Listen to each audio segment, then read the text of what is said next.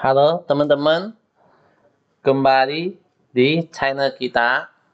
Hari ini kita akan membahas tentang Alpha Success Corp, di mana Alpha Success Corp ini merupakan broker dari DNA Pro. Apakah Alpha Success Corp ini aman apa tidak? Secara tidak langsung, suatu robot itu kalau brokernya gak aman, lumayan berbahaya teman-teman ya, soalnya dia yang pegang uang kita, brokernya. Kita nggak bisa salahin robot, tapi kalau sampai terjadi brokernya kabur atau apa-apa, ya kita nggak bisa nuntut DNA Pro juga ya. Gimana kita mau nuntut sebenarnya? Karena yang bawa uang tuh bukan DNA Pro.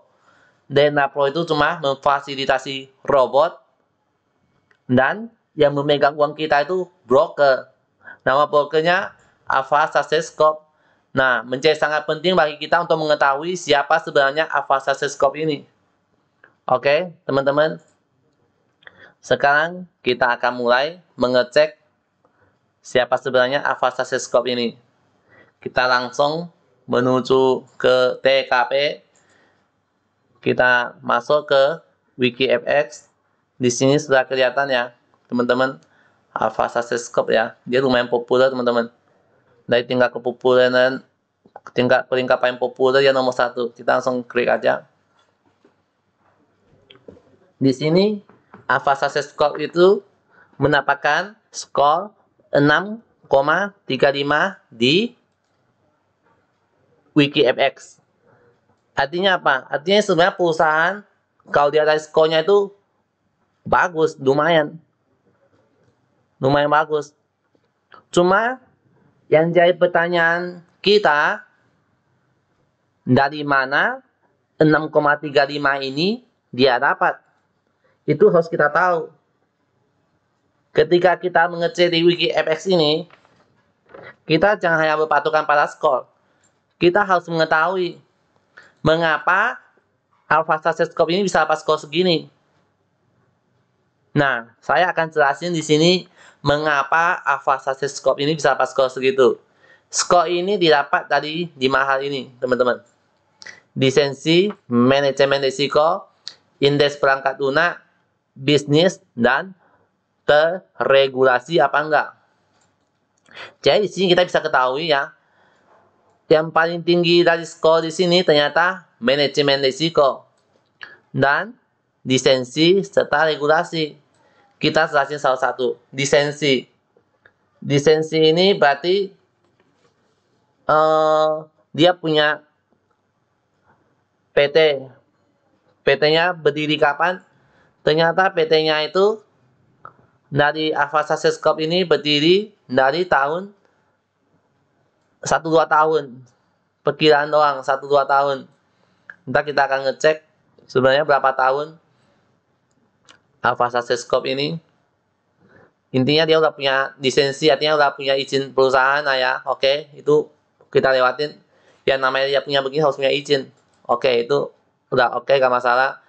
Sisi manajemen risiko. Apa tuh manajemen risiko?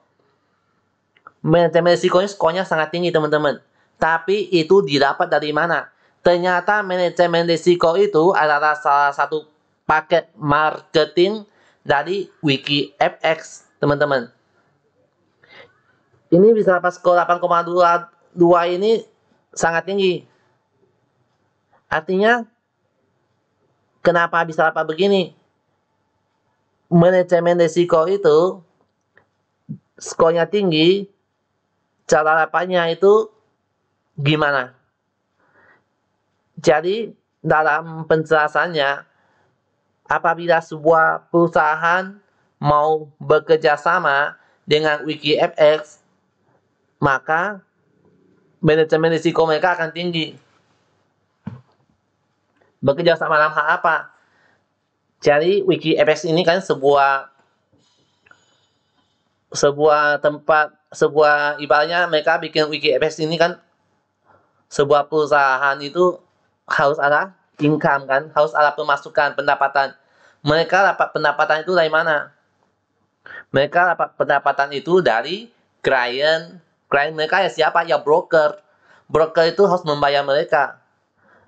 Broker itu harus membayar mereka supaya mereka punya uang buat berputar. Tapi dalam penyampaian mereka, broker itu membayar mereka itu tidak serta-merta. Broker itu membayar mereka, mereka juga ada sesuatu hal yang bisa mereka berikan. Apa itu? Yaitu EPC, Legal Aid B. Artinya mereka menjual paket ini, paket Legal Aid. Dan paket Legal Aid ini ada beberapa paket. Begitu perusahaan yang mau membayar dan mengambil paket ini, skor ini pasti tinggi. Jadi kita mesti hati-hati, jangan dia skor dari sini doang, teman-teman. Terus, apa ruginya bagi kita? Kita gak rugi dong, teman-teman. Coba. Mereka telah membayar setoran integritas. Artinya mereka sudah membayar setoran ke WikiFX. Dan yang kedua, sebagai ketika WikiFX menerima uang, mereka akan meneruskan itu, ibaratnya mereka memberikan kompensasi. Nah, maka di sini bisa kita baca, setiap pengguna bisa mendapatkan kompensasi sebesar 7.000 US dollar. 7.000 US dollar itu gak dikit, teman-teman. Mereka memberikan setiap pengguna itu bisa sebesar 7.000 US dollar. Nah, tapi ada syaratnya. Kita klik.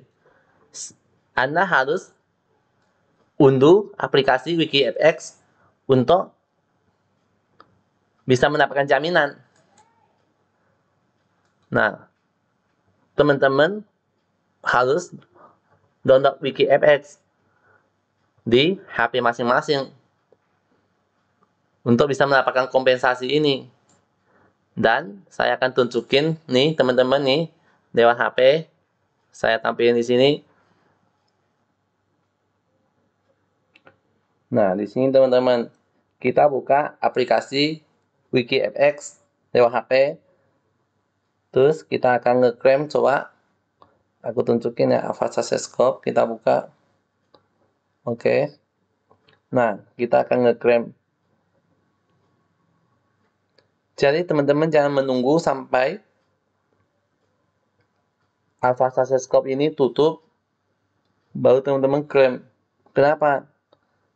Karena ini kita baca, setiap pengguna bisa mendapatkan, mereka bilang ini bukan garansi ya. Sebelum Anda mengajukan permohonan kompensasi dari pusat EPC, harap pastikan semua informasi yang Anda berikan harus asli dan valid. Jika informasi yang Anda kirimkan palsu, pusat EPC berhak untuk membatalkan kualifikasi kompensasi. Jika broker melarikan diri, pusat EPC akan memberikan kompensasi kepada Anda atas kerugian aktual dan tidak melebihi jumlah maksimum kompensasi per pengguna. Nah, mereka cuma memberikan kompensasi tidak melebihi kompensasi per pengguna. Sekarang di sininya dolar Amerikanya aja kosong, teman-teman. Dan masa berlaku kita mengajukan klaim ini cuma 30 hari. Oke, kita pencet. Di sini kita akan baca catatan khusus. Ini kompensasi bukan asuransi. Gratis. Oke, ini kita lewatin. Nah, kita harus masukin email kita.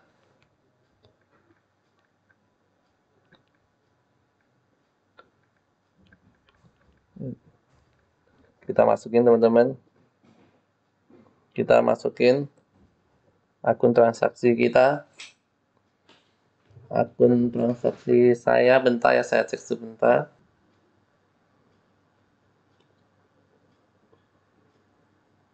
Oke, kita masukin. Dan saya telah membaca, menyetujui perjanjian ini. Udah, kita kirim.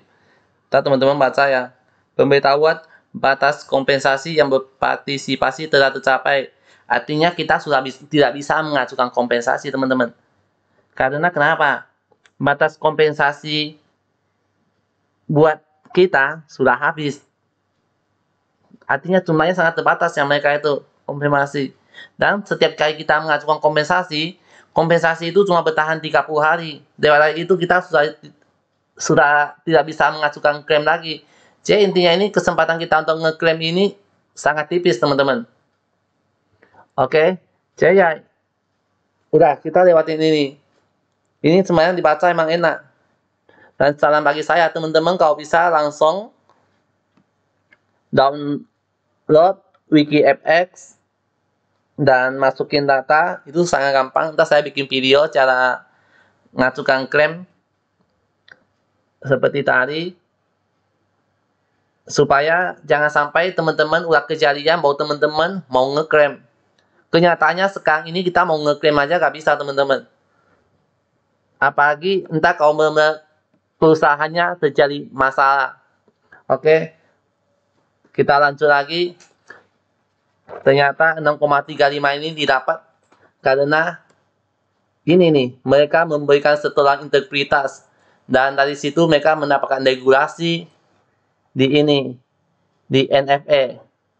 Aku belum mengerti ini. Registrasi biasa ini sepertinya mereka berikan itu kalau misalkan kita mengambil paket legal aid, kita akan diberikan semua lisensi ini nih, kayaknya nih registrasi biasa. Tapi saya akan cari tahu ya, teman-teman ya. Soalnya registrasi biasa ini kita nggak ngerti. Dan satu hal lagi yang buruk, bisnis mereka itu sebenarnya sangat buruk skornya, cuma skor 4 doang. Jadi yang bagus di sini cuma sebenarnya manajemen risiko. Orang ini didapat dari cara mereka menyetor uang ke WikiFX ini, teman-teman. Dan kita bisa bandingin sama yang di Amerika, teman-teman ya. Teman-teman pasti udah pernah buka ya. Ternyata Avast Success Score itu di tempat lain itu skornya jelek sekali, teman-teman. Cuma 1,2 doang, teman-teman. Artinya di sini mereka tidak punya lisensi, sementara mereka itu lisensinya di Amerika. Tapi di Amerika sendiri aja mereka munculnya tidak lisensi. Di sini mereka tidak membayar disk management buat perusahaan mereka yang di Amerika. Akhirnya yang mereka gak dapat, cuma mereka bayar mungkin buat lokal di Indonesia ya, disk management itu mereka bayar baru bisa lepas skor. Dan software indeksnya jelek, bisnisnya juga ya begitulah jelek. Regulatornya sebenarnya nggak ada. Padahal di sini muncul nih, teman-teman. Di sini muncul ada NFA, tapi begitu tuh di sini muncul, aneh kan? WikiFX ini, tapi nilai regulatornya ini 0. Sementara nilai regulator itu kalau kita masuk ke Indonesia muncul. Dan anehnya ini, saya akan beralih ke ya, teman-teman ya. Anehnya ini ya, Avast Success Score ini kita cek domain mereka. Ini ya domain mereka, ASC.FX ya, teman-teman. Avast Success Score ini ternyata yang punya itu diregistrasi atas nama Hendianto, orang Indonesia, teman-teman. Hendianto ini orang Indonesia. Dia daftarkan nih nomor telepon Indonesia kan. Dia meregistrasikan Avast Success Score ini di alamat ini. Alamatnya juga agak jelas ya. Provinsinya juga nggak tahu. Kita menitipkan uang kita di sebuah broker yang alamat brokernya tidak jelas, teman-teman. Aman apa tidak? Ya kita mikir sendiri. Kita taruh uang kita di sebuah tempat yang kita nggak tahu lokasinya. Apakah itu aman apa tidak? Dan domain ini berarti Avast Success Score ini baru berdiri dari tahun 2020. Mereka berdiri tahun 2020. Itu kita bisa cek di sini, teman-teman. Di Forest Peace Army. Teman-teman bisa buka web ini. Teman-teman bisa baca di sini. Mereka udah ngecekin buat kita, teman-teman. Di sini web ini sebenarnya khusus dipakai buat orang buat review sebuah perusahaan. Apakah perusahaannya itu bagus apa enggak, ini review dari customer ya. Kalau yang WikiFX itu kan dari tim manajemen WikiFX. Oke. Mereka selalu cek dan menemukan bahwa nomor sekian, nomor NFA sekian bukan punya Alpha Success Corp. Dan dia bukan member dari NFA. Artinya sebenarnya itu regulasinya ini sebenarnya nggak ada, 0 sebenarnya. Berarti skor dia sebenarnya memang bukan 6. Skor dia tinggi itu karena dia membayar ini. Dan satu hal lagi yang akan kita bongkar teman-teman. Tapi kita selesai ini dulu ya. Baca dulu selesai. Website Associate Copyright. Websitenya menunjukkan tahun 2013. Tetapi domain name baru didaftar tahun 2020. Aneh gak?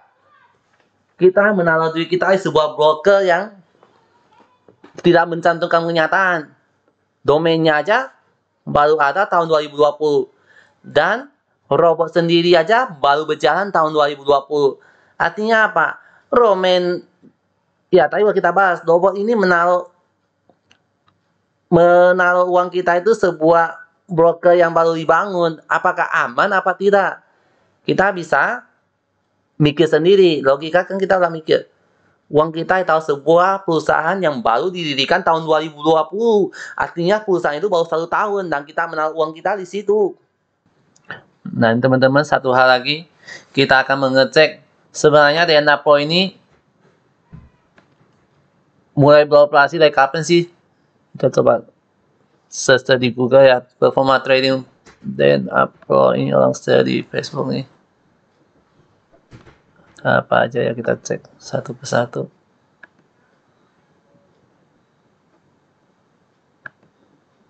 Apa minimal withdraw? Nah, di sini ada nih klik besar. Dan teman-teman, ternyata mulai bulan Mei 2020. Artinya itu broker dibikin saat, berarti robot ini dibikin saat broker barengan. Broker sama robot barengan. Berarti DNA Pro ini menaruh uang kita di broker, baru selesai lisensi langsung mereka launching. Wah, coba mikir dulu gimana itu penjelasannya. DNA Pro ini menaruh uang kita di broker yang baru bangun. Brokernya tahun 2020. Artinya barengan ya mereka ya. Kenapa dia akan nyari broker yang udah berpengalaman? Kenapa harus taruh di broker baru selesai bangun? DNA Pro masuk. Bener-bener fresh from oven ya. Bener-bener baru banget ya. Teman-teman. Oke, kita lanjut ya. Dan yang punya orang Indonesia, alamatnya Kaceras, alamatnya di Inggris, sertifikatnya di Amerika, dan satu hal lagi, indeks perangkat lunak. Apa tuh indeks perangkat lunak? Kenapa bisa dapat skor 4? Indeks perangkat lunak itu artinya ya dapat skor 4 itu karena mereka punya MetaTrader, teman-teman. MetaTrader mereka ada demo dan dive-nya, baru bisa mendapatkan skor seperti itu. Indeks software itu mencakup mereka punya server berapa banyak, terus servernya di mana, apakah bagus apa enggak, providernya mana, terus kalau misalkan servernya bermasalah, ada backup-nya apa enggak. Dan mereka mendapatkan skor 4 itu sebenarnya jelek, teman-teman. Coba kita lihat. Mereka mendapatkan skor 4 itu hasil identifikasinya MT4 dimana itu label putih atau disebut white label. Dan dalam kebanyakan kasus kita bisa baca di sini ya, ini data yang dikasih oleh WikiFX, teman-teman. Broker white label MT4 MT5 yang mencurigakan diduga tidak memenuhi regulasi. Artinya mereka tidak regulasi. MT4-nya tidak terregulasi, teman-teman. Kita bermain trading forex kita itu di MT4 dia yang tidak terregulasi, teman-teman. Tidak memiliki pelatihan formal dan beresiko, teman-teman. Artinya kita trading di sana aman nggak? MT4 dia aman apa enggak? MT4 dia tuh berisiko teman-teman. Jadi aman apa tidak kita menaruh duit kita di Alpha Success. Di sini udah dijelasin secara gamblang. Tinggal kita mau baca apa enggak. Broker dia, broker white label yang mencurigakan, broker itu walaupun mencurigakan dapat menjadi tekanan dari semua posisi perdagangan klien. Artinya walaupun broker yang mencurigakan, broker yang nggak benar, ya brokernya tapi bisa dipakai untuk perdagangan klien, buat kita transaksi, teman-teman. Jadi ya, saya sudah sampaikan secara gamblang, bukan data lain saya, ini data lain WikiFX, langsung semua ada di sini. Dan sebenarnya kalau benar ya teman-teman ya, sebuah broker di sini WikiFX sebenarnya akan menampilkan di sini nih. Saya kasih lihat yang lain. Oke, kita udah di sini teman-teman. Dari tadi yang saya sampaikan sudah ada gambaran ya. Lagi seri lisensi, lagi seri manajemen risiko, perangkat lunanya gimana, bisnisnya ya juga dari Amerika sendiri aja menganggap bisnisnya juga nggak ada lisensi sebenarnya. Yang ada lisensi cuma dari pihak kita doang di Indonesia nih. Di Amerika sendiri aja mereka no semua. Terregulasi di sini, tapi satu sisi ngomong regulasi, satu sisi ngomong tidak terregulasi, teman-teman. Itu yang jadi tanda tanya. Kita menaruh uang kita di sebuah perusahaan baru itu yang paling masalah sebenarnya. Dan kita kita tunjukin broker. Kita tunjukin salah satu misalkan broker yang populer. Enggak populer, misalnya kita ambil yang mana, salah satu di sini. Tuh, di sini kalau bagus, mereka terregulasi di beberapa tempat, ada webnya yang mendukung, dan mereka sudah ada kunjungan.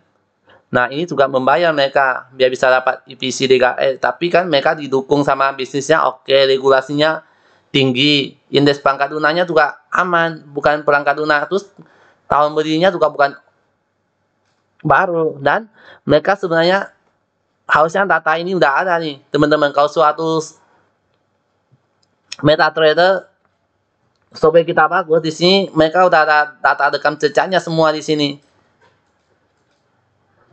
biaya transaksi apa. Sementara di itu nggak ada sama sekali nih, kosong teman-teman. Oke, sekian apa yang bisa saya sampaikan. Teman-teman sudah ada gambaran lebih kurang teman-teman dengan memakai broker ini apakah dana teman-teman aman apa tidak. Oke, sekian video dari saya. Terima kasih.